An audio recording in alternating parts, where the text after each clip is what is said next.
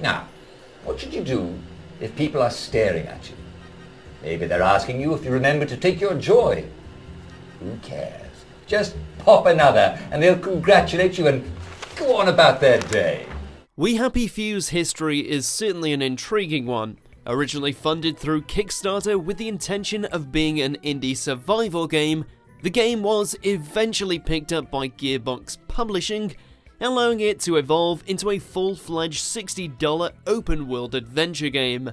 With an original IP from a relatively young but promising development team, can We Happy Few make developer compulsion games a household name? Or is it best to pop a joy and forget about everything? Welcome to MojoPlays, and this is our review of We Happy Few. If you want to fit in, you should. A. Say hello to everyone you meet, like how you do. B. Visit people's houses, whether they're there or not. C. The eyes! Before we begin, we publish new content all week long, so be sure to subscribe and ring the bell to get notified about our latest videos. Set in an alternate 1960s where the United Kingdom had been occupied by Germany during the Second World War, society in the country has devolved into a barely functioning dystopia due to the mandatory state requirement of taking a hallucinogenic drug known as joy, a drug that makes its users see the world in colourful rainbows but also causes memory loss, all this being brought on by a state mandate claiming it's better to forget the past and just be happy.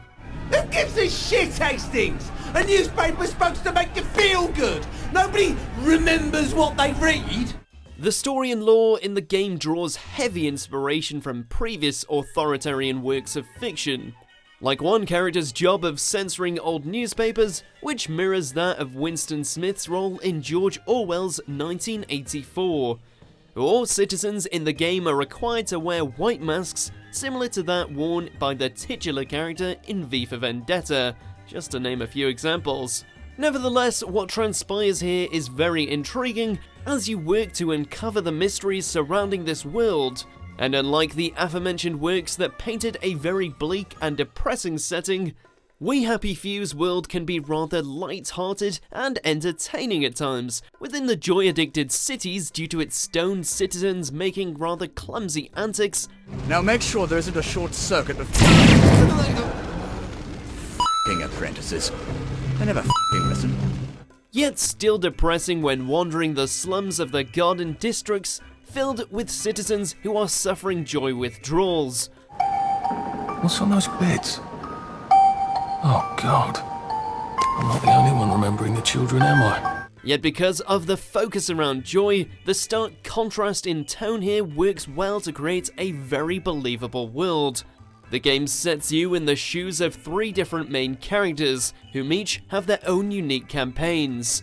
First you have Arthur, who we have mentioned before works to erase the past for a happier society, before an article about his long-lost brother triggers a repressed memory that sets him on a quest to find him.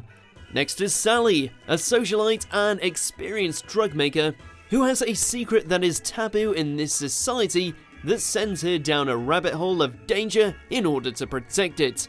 And finally there's Ollie, a disgraced war veteran and social outcast who seeks on a quest of self-redemption to uncover the truth surrounding the cover-up of the past.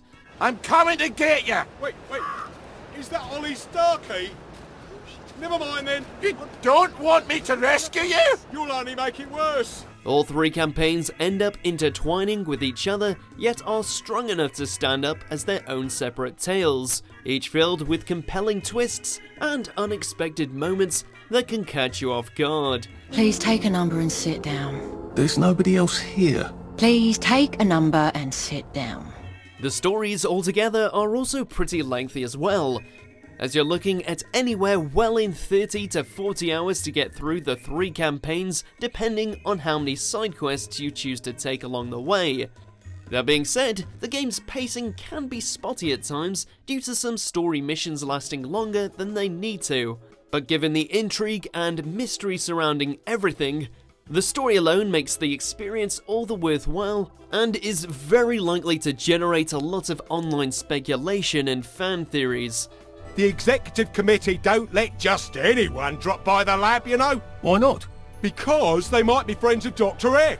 You know what Dr. F could do with a bucket of motorline and a handful of mechanical bits? No, I don't either, and that's the point, innit? However, when it comes to the gameplay, Compulsion Games' ambition may have gotten the better of them. If you got a chance to play the early access version on Steam, you might be in for a shock over how much has changed. While that version was more of a roguelike survival sandbox, the retail release features a linear story stretched across an open world map, very similar to ones found in Bethesda RPGs like Fallout or Skyrim, though nowhere near as in-depth. Just like those games, you can scrounge for various materials either by scavenging trash in the streets, in abandoned buildings, or by sneaking into other people's houses and taking their possessions by lockpicking their desks and drawers. I don't recall him back! There's the one that's done it! Though doing the latter can be unpredictable, as some houses are filled with traps that catch you off guard if you're not too careful. Not to mention that it seems that every NPC is gunning for a fight if you do get caught. Most of the mechanics present in the alpha build are still the same, but a lot of the survival elements that were present in the alpha have been toned down in standard difficulty, meaning that while hunger and thirst meters still exist, these timers are thankfully rather long to the point where they mostly don't hinder your experience. Though if you are a hardcore survival gamer, the game does offer a custom difficulty to cater to your needs. I say mostly in large parts due to Sally's campaign, as her playthrough introduces a mechanic that frequently requires her to return to her home, while also requiring you to search for supplies to maintain this mechanic on top of the main missions. As a result, this does end up halting the pacing of the game at times, since you essentially have to stop what you're doing then and there. That weasel.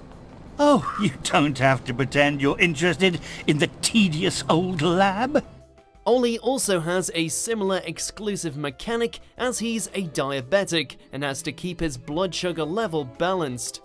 While his requirement can be fulfilled anywhere, we did run into the occasional bug where we were unable to collect key ingredients from certain locations, as a key piece of protective clothing wasn't doing the job it was supposed to do in-game.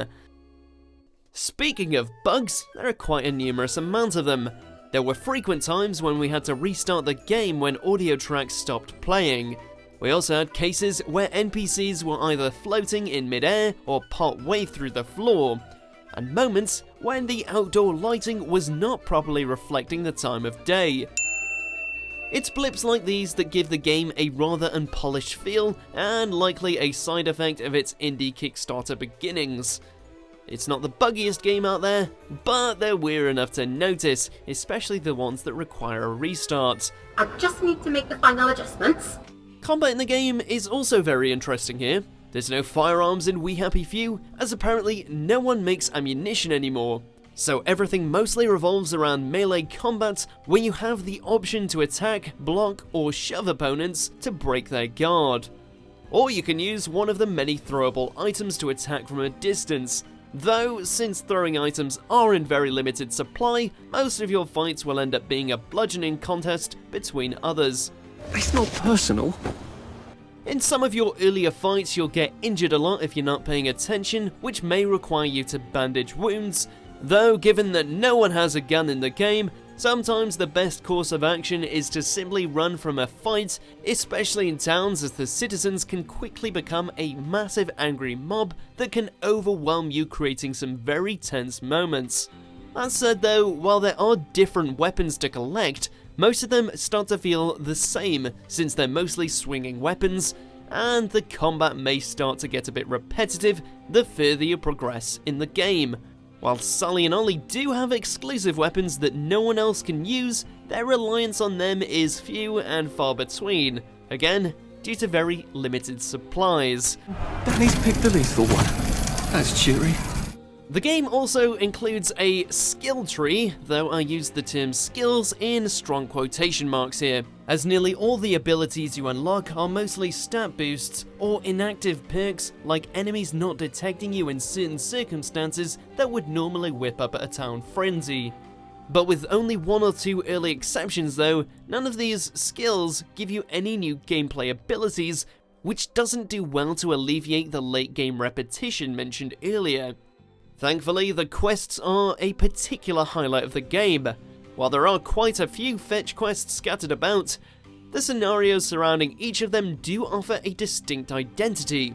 There's even some cases where side quests completed on one campaign continue on in the next, following the same narrative. That loony who lives in the treehouse. He managed to convince some idiot to steal it. And it can be very exciting when you uncover these quests, as it makes your impact on the world feel that more immersive. Though, as such, if you are playing the game 100%, it does mean you may want to ensure you've fully explored the world in each campaign before you move on to the next chapter. The game does give you prompts of points of no return when that campaign is about to come to an end, so make the most of your time if you can. Well then, I'll just bugger off, shan't I? Enjoy your visit. We Happy Few does offer enjoyment in spades.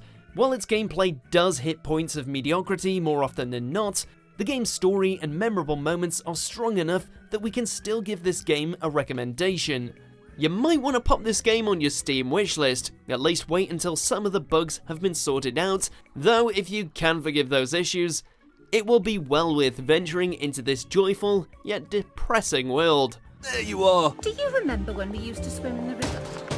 I don't. Lovely day for it. I got a new compliment machine. It's so clever. Thanks for watching MojoPlays. If you liked our review, be sure to subscribe, ring the bell, and let us know what game you'd like to see us cover next.